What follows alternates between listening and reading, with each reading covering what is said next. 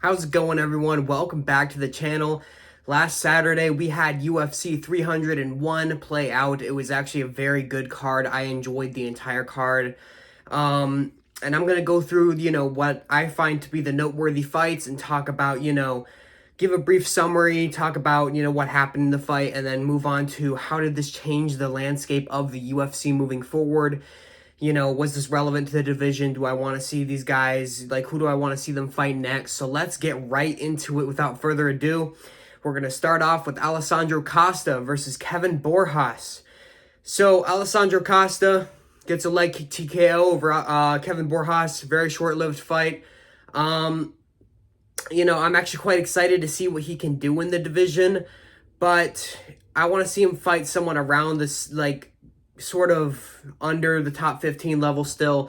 I don't think he's ready to get that big of a jump up yet. So I recommend that we should do Alessandro Costa versus either a Matt Schnell or a David Dvorak, somewhere around that level of competition, because I don't want to throw him in the deep end too early, because I do think he can actually be something in this division.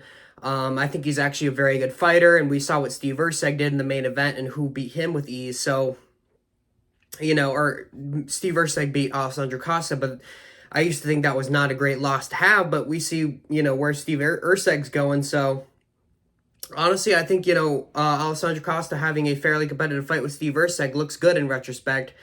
Let's give him Matt Schnell or let's give him David Dvorak, and let's see where he can go in this division. Moving up on the card, we have Ismael Bonfim versus Vince Pichel. So Bonfim won a fairly easy decision. Rocked Pichel a couple times. I pretty much expected even worse than this for Vince Pichel. I thought Vince Pichel was going to get absolutely brutally KO'd, but he managed to hang in there for a decision. But, Bonfim winning a very clear-cut decision. Basically a free win, but we all knew this. Bonfim coming off the loss in his last fight, and then now the UFC wants to give him a win to get back on track because they favor the Bonfim brothers for whatever reason or another. So I do think it's, let's give him I want to see him fight Paddy Pimblett next. I know that seems a little bit out of the middle of nowhere, but I actually think these guys are on a very similar skill level where they currently are, and I'd love to see it. I think it's a stylistically fan-friendly matchup. I think it'll be a fun fight, and I think it'll show us a lot about Paddy Pimblett and Ismael Bonfim. Let's move up to the next notable fight on the card, and that is Marcio Ruffi versus Jamie Mullarkey. So, Marcio Ruffi absolutely beat the dog shit out of Jamie Mullarkey. I saw this, coming a mile away. I think he has a good skill set. I do think that he can, become something in the division. Who do I want him to fight next? Well, first of all, I thought this fight was, sort of relevant to the division, but not really. But it's a UFC debut, so it doesn't really matter at all who Marcio Ruffi fought. I think Jamie Mullarkey, he's kind of going to be cut from the UFC soon anyways, so I didn't see this as a very, relevant fight to the division per se. But either way, I want to see Marcio Ruffi fight a grappler next. I do want to test out his grappling. His striking looked great in this fight, but we kind of already knew he had good striking. What does his grappling look like? It's a big question mark that I want to find out in his next fight.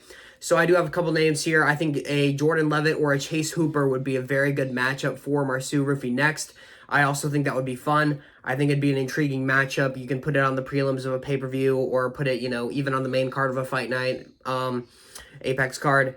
So, I think we should test out his grappling in his next fight, and let's see, what Marcio Ruffi can become. I think we got to pump the brakes a little bit, though. I saw a lot of comparisons to, Conor McGregor and stuff like that, and I just, it's nowhere near the same. So let's pump the brakes a little bit on Marcio Ruffi. Let's test some things out, test the waters, and, we'll see where he can go. Next mentionable fight that I wanted to bring up is Joaquim Silva versus Drakkar Klose. Decent fight, but low-key, I honestly feel like Klose looked like dog shit in the second half of the fight. I thought he was extremely gassed. I think, either that or he was hurt or something happened, but he just looked to a grapple without any effective damage whatsoever. So I think he still clearly won the fight, but I think, we have a lot of testing to do with Drakkar Klose. I want to give him like a Thiago, however the hell you say. I want to give him somewhere around that level of competition next. I think that'd be a fan-friendly matchup as well. But Oh, and by the way, my prediction was sort of right because I said that we may see another Batista bomb in this fight. It wasn't exactly a Batista bomb, but it was sort of he slammed Joaquin Silva back on his head. So I was kind of hyped when that happened because I did see something similar to a Batista bomb happen. So I thought that was pretty funny. But we got a lot of testing to do with Drakkar Klose. I mean, people have been saying he's really good. I don't know how good he truly is.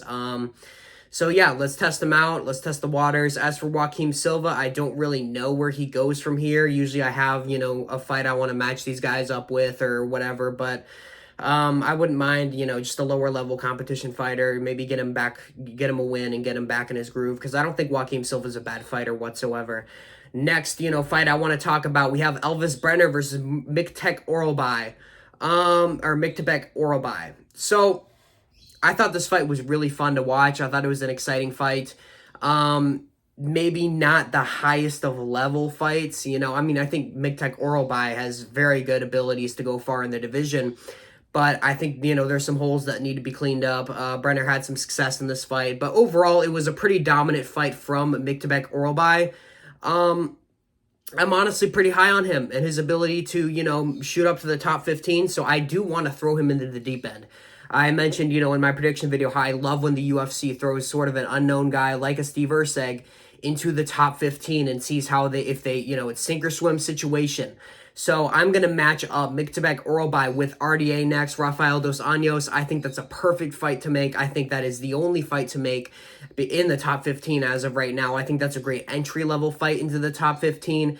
And I think Miktabek Orolbai can win that fight. A lot of these guys in the top 15, I look at it and I'm like, I don't know about that yet. But I do think he will beat RDA, and I do want to see his streak sort of continue. So let's do Miktabek Orolbai versus Rafael Dos Anjos next. I think that's a perfect step up. As for Elvis Brenner, let's give him a decent opponent. He had a great showing in this fight, never gave up on himself. Let's do, I'm looking at the list of the fighters right here. Let's do a Diego Ferreira. I think that's a banger matchup. I would be excited for that matchup. I think it would be a war. So, let's do Elvis Brenner versus Diego Ferreira. I would love to see that fight in the near future. Jack Shore versus Joe Anderson Brito. Kind of anticlimactic finish. This was either the worst stoppage of all time or the best stoppage of all time.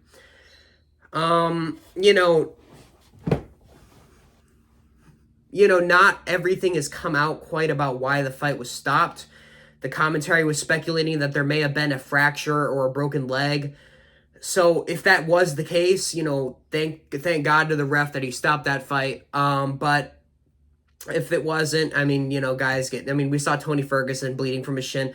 We've seen that before, and the fight was never stopped for it. I honestly feel like there was a little bit of Brazilian bias in this ref in particular, because I forgot to mention, in the Orolbai fight, I believe this was the same exact ref from this fight that stopped the fight, prematurely, I believe.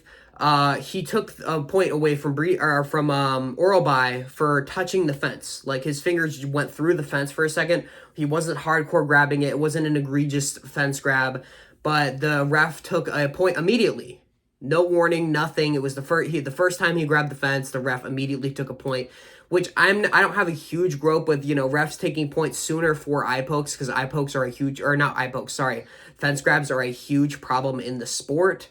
But I feel like only if it's a really egregious I don't know why I want to keep saying eye poke. Only if it's a very egregious fence grab should there be an immediate point deduction. Otherwise, there should at least be a warning.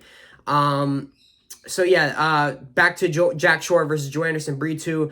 Kind of anticlimactic finish, but in my opinion, that was going to happen anyways.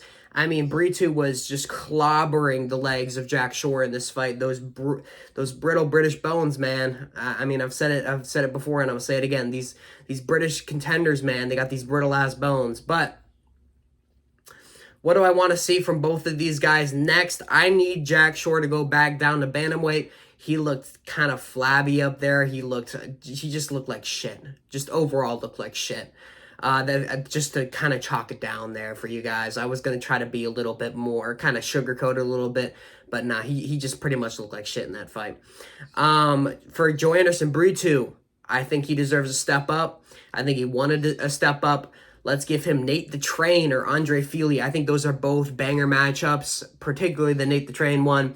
Let's see Nate Landwehr versus Joanderson Brito. And I don't want to see it a long time from now. I feel like Joanderson Brito didn't take too much damage. So let's go ahead and get him back in there soon with the likes of Nate the Train or Nate Landwehr. Let's go on to the next fight. We're on to the main card now. Paul Craig versus Caio Borralho. Or Barraio. Caio Borralho won. Brutalized Paul Craig in the second round. TKO. Paul Craig's got no chin, man. He's got no chin. I think Paul Craig needs to retire. He's a dead corpse at this point. He gets KO'd so much. He's been KO'd so many times. I think, if you graze his chin, and he's looked like the same fighter his entire career, bro. He's been fighting for, what, a decade, and he hasn't improved his striking at all, bro. He's a one-trick pony. If he can't submit you, he's done. He's absolutely done. Let's get him out of here. I don't want to see him take more unnecessary damage.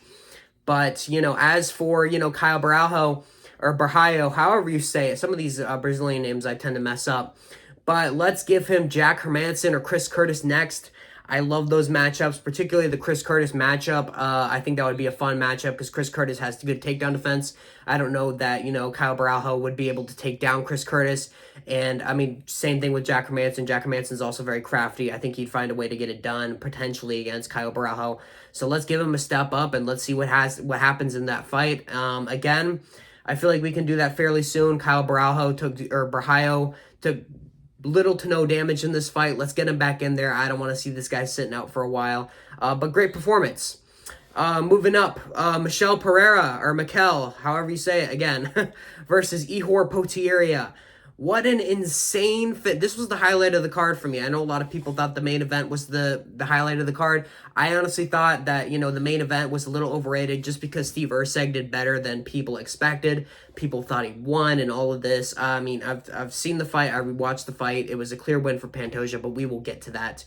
But Mikel Pereira, Ihor Potieria, insane finish. Mikel Pereira drops Ihor Potieria in under a minute. Backflips. His knee almost hits him in the face, kind of hits him in the chest, so it caused this whole controversy. It looked like it may have been about to be overturned, but I think, the backflip, the knee from the backflip sort of hitting him on the chest mostly kind of saved him from being, DQ'd or, it being a no contest or whatever the refs would have ruled. Plus he's Brazilian, so, I think they were going to give him the edge anyways there. I saw a lot of kind of biased, reffing and judging and what have you on this card. But, either way, dropped him, choked him unconscious. That shit was crazy. I've always loved watching Pereira, and he just seems like he's always coming out there, one of the most explosive fighters in the entire UFC and MMA in general. Let's do Mikel Pereira versus Anthony Hernandez. I think that's an incredibly enticing matchup. It'll test the grappling of Mikel Pereira. And Anthony Hernandez got that dog in him too. I can't wait to, hopefully see that matchup. Again, I keep saying this video. Let's get him back in there soon. Took no damage against Ihor Potieria. Yeah, let's move on to the next one. The dead corpse of Anthony Smith prevailed over Vitor Petrino, breaking his undefeated record. Listen, I see a lot of people online saying, Anthony Smith, he's still here. The veteran, he's still here. He's going to get it done sometimes over these guys that are up and coming. I 100% disagree. I would pick Vitor Petrino again. And I know that sounds crazy, but Vitor Petrino, I think Anthony Smith got in Vitor Petrino's head a little bit in this fight. He was talking a lot of shit, saying how Vitor Petrino is a pussy and he kind of likes to play it safe. But that's what makes him a good fighter. He's patient. He waits. Vitor Petrino was extremely reckless in this fight. I felt like he rushed forward with reckless abandon, tried to take down Anthony Smith, basically shoved his own head into a guillotine choke, and that was that. I hate that this happened because we're going to see Anthony Smith go on his delusional, metaphoric media tour again. And he's going to be saying he can win the belt. He beats everyone when he's his best and everyone knows it and all this stuff. Anthony Smith is still a rotting corpse. Who do I want to see him fight next? You know what? Let's give Anthony Smith to Jan Blachowicz.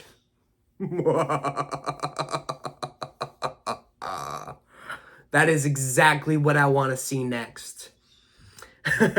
let's move on to Petrino.